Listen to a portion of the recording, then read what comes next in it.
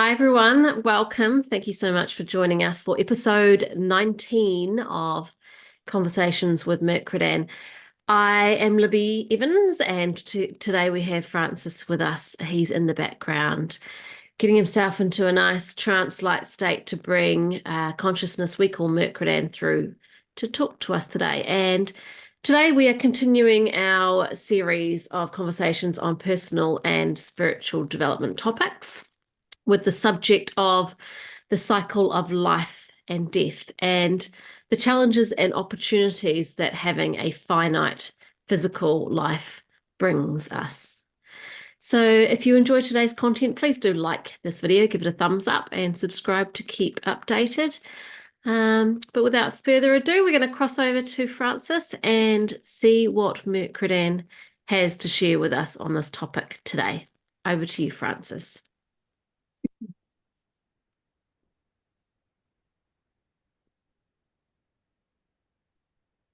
Once again, it is my privilege and pleasure to come and spend these few moments of your time. Everything is in harmony because everything is a unity. What you believe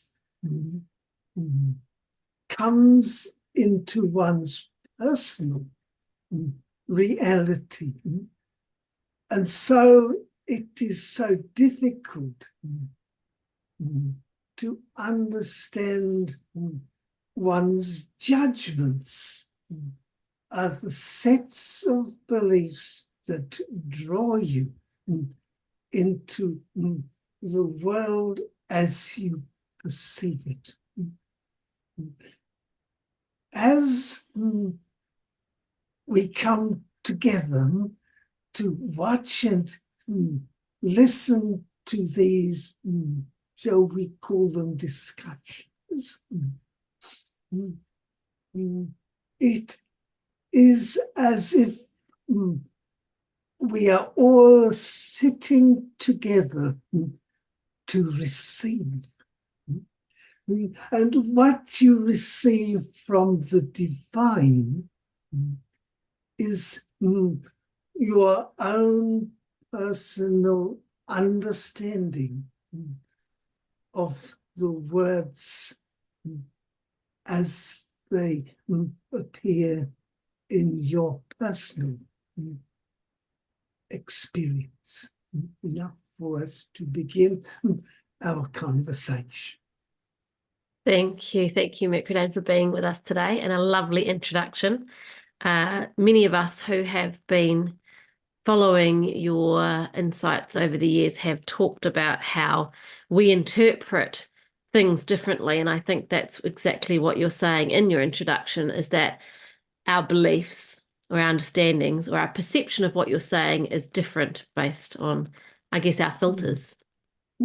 Of course, and as a result, one experiences those special perceptions. Thank you. Today, I'd like to start off by talking about the cycle of life and death and the challenges and opportunities that having a finite physical life brings us. Can you talk to us about this? Every moment is a birth and a release. One arrives at the crossroads of events. One experiences it to whatever degree. One makes determinations of its importance, its meaning, and thus creates the next moment in one's personal evolution. You understand? So it is important to recognize that there are cycles within cycles within cycles. One can, shall we say, integrate a certain amount of understanding. That is, one can experience life for a short moment before one has to integrate it and to take out what is to be experienced and perceived. You understand? So at the end, shall we say, of a day of time, one has transformed oneself in certain ways. Unless, of course, one is holding on to old perceptions. Then one's cycle is a repetition, and in such way one, shall we say, limits the importance of such a life's dramatization. You understand? So, shall we say, at the end of the day, one has been birthed, one has transited and experienced and integrated and falls into, shall we call it, the depths.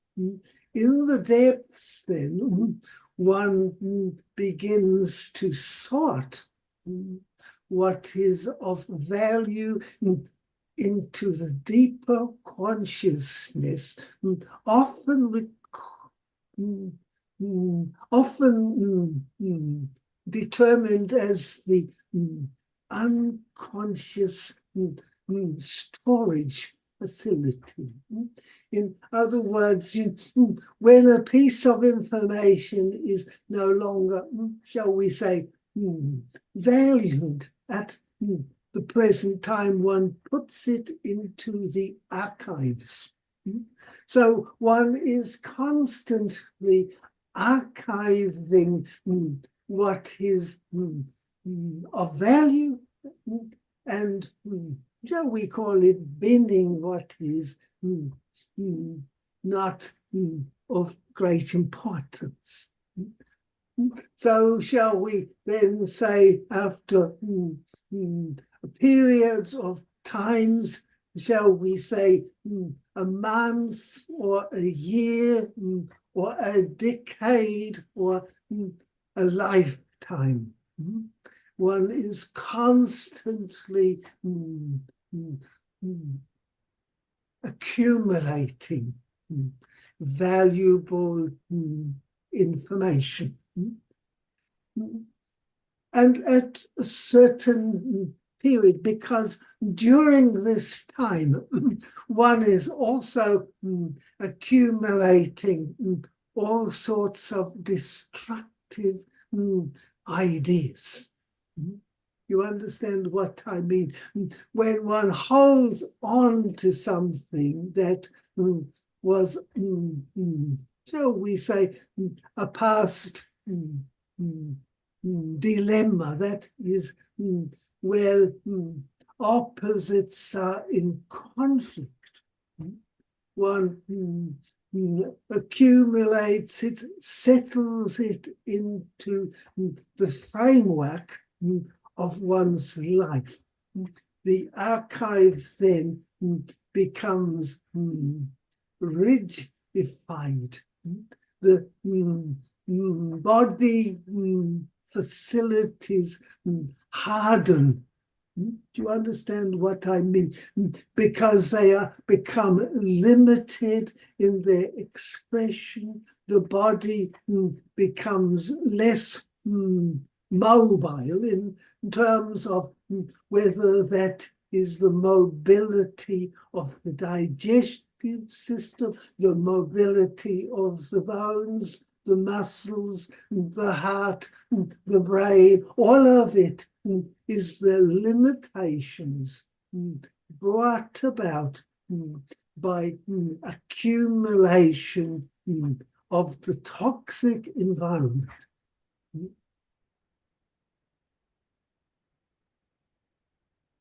I think one could make all sorts of perceptions of how that affects one's personal experience. Shall we move on? Thank you. So, going back when we talked about the cycles within the cycles within the cycles, and you said that if one is holding on and I guess is not learning, not transforming, then they repeat. So they're repeating the cycles within this life, but are they also repeating physical lifetimes if they're not learning? Shall we say the accumulation becomes rigidified in the system. At the end of the life, like at the end of the day, one, shall we say, slips into the dream framework, where limitations are released and opportunities are developed. Do you understand? So if one wakes up in the morning having, shall we say, remembered the dream, let us take example that one is trapped, that one is in a place where you are unable to get out of. Then one wakes up in the morning and has a deeper understanding that one has to, shall we say, allow oneself more freedom. Do you understand? The unconscious has unpacked that in the archival structure of one's total experience. And so the next day one is a little less stuck. Often one might have realized that the work one is doing is not serving one, and so one begins to review. At the end of the lifetime, the entire experience of the preceding times is reviewed. All of the decisions, all of the limitations, all of the events, and most important, the consequences of it are reviewed. And it is from that greater review that one can, shall we say, eliminate that which is unimportant and to bring to consciousness, that is the universal consciousness, what has been explored and what has been concluded. Do you understand? And from that, whatever remnants are left to be completed. That then, shall we say, is the final, for most experience at least, the final, shall we call it, field of influence. So consciousness then is left with the remnants of that field. And that will be picked up in the resonance of another incarnation. Interesting. Thank So you. as you can see, it is all part of the universal whole.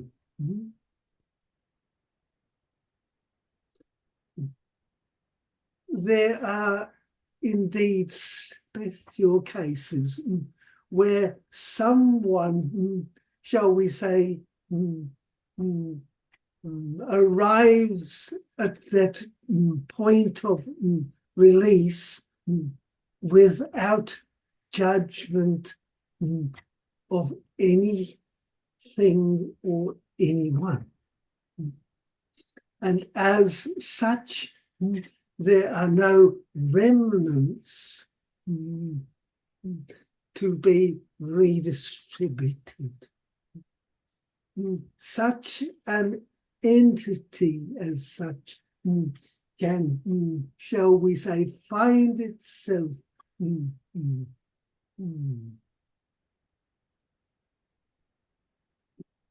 alive in the paradox, that is, alive as its individual consciousness within the total consciousness as a unified whole.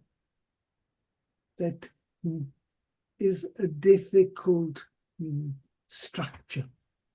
So do they reintegrate themselves rather than incarnate? As such, there is a unification in consciousness as a unified being. And are these souls those that have reached a higher level of enlightenment whilst they are in the physical frame? One could say that. The likes of Jesus. Of course, one thing to remember is, as I have pointed out at a lesser degree, of course, the fourth law of differentiation, of definition, creates that experience. So when one defines soul, then one separates it from the whole. Spirit as a unity is within the paradox of the living being, known, shall we say, as the undefined.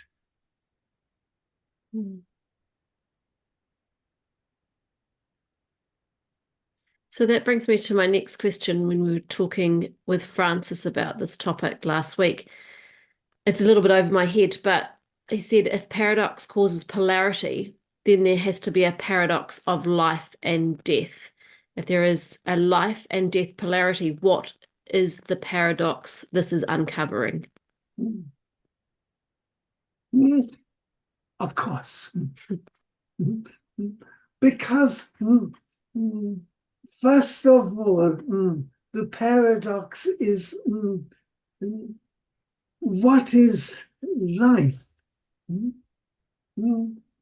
Because the incarnation into solid form is a separation that does not indeed exist. There is no separation. Let us give an example. The actor is coming into the movie studio to take on a role in the great epic drama. they come in and divest themselves of their own individuality and adopt the individuality of a script writer. They begin to shift their very nature, the way in which they walk, the way in which they talk, the way in which they think, that makes it believable. And at the end of the day, they return to the self.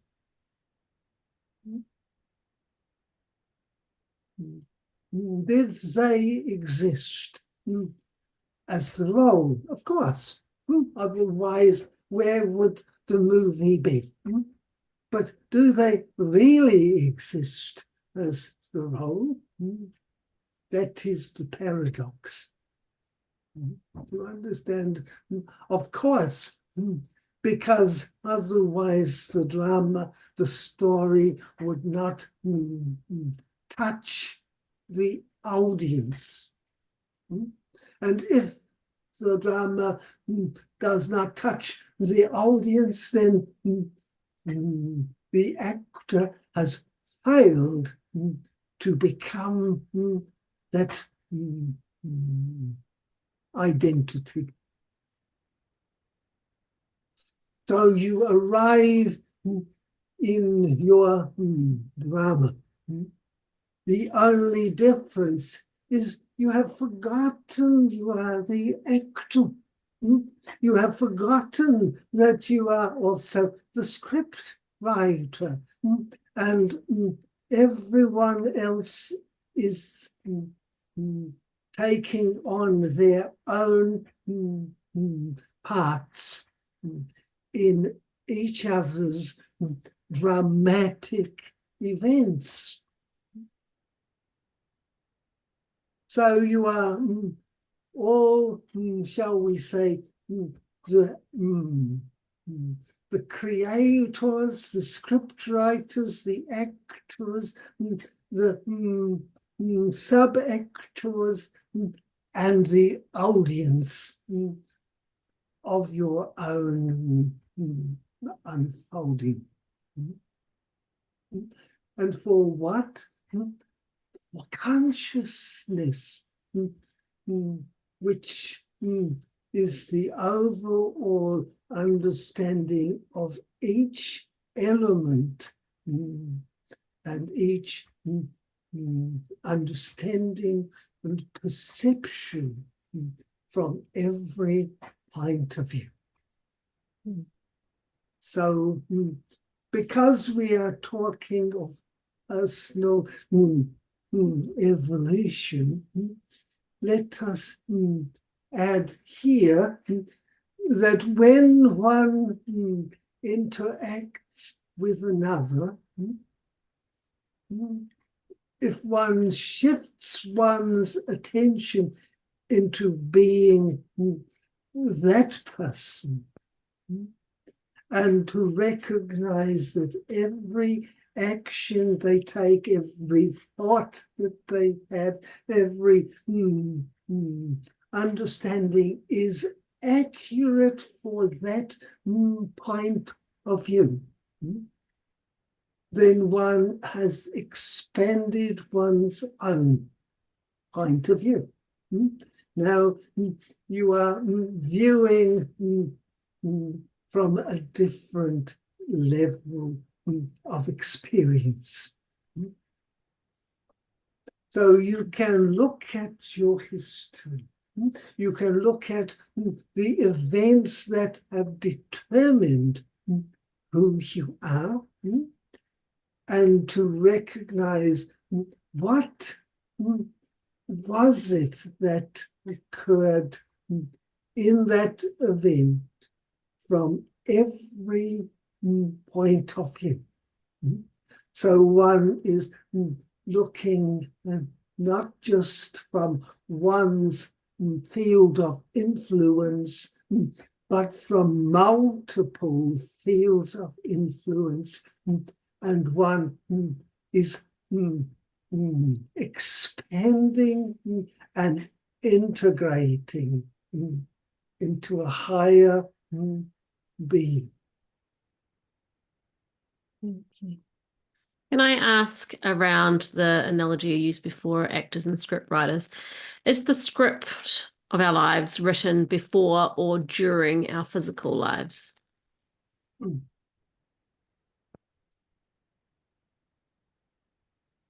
Shall we say the question arises because one separates before and after. However, the script as it is constantly evolving from the perceptions of one's consequences. Though, shall we say, one is exploring and experimenting through the nature of involvement. To the degree that one enters into the experience, the benefits and the consequences become much clearer.